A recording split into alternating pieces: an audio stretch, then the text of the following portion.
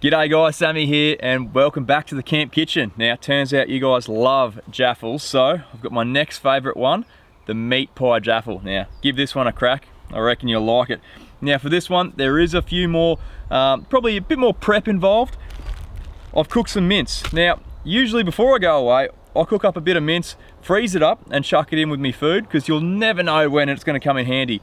Have it on toast for brekkie, bit of extra dinner, bit of lunch, you name it, mince can do it. Now you don't have to go too fancy. I've just put a few mushrooms and a few herbs and spices in there to give it a bit of taste.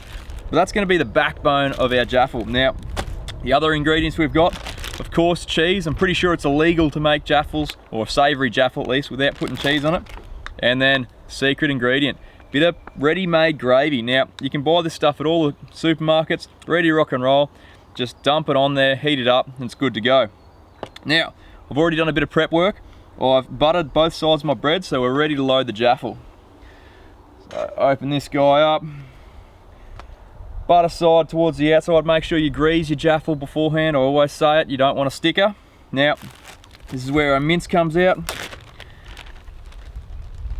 Try and do this without making a mess. Fill it up. You don't want a skinny jaffle. I reckon that's looking pretty good. Now, secret ingredient, bit of gravy. It's not a meat pie without a heap of gravy, so I'm going to give this a pretty good dousing. That's going to soak through as it cooks. Now, cheese, like I said, you don't have to add cheese, but cheese makes everything good. Let's chuck a bit on top.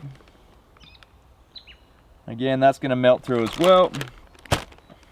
Put our lid on and we're ready to hit the fire. Alright guys, we're on.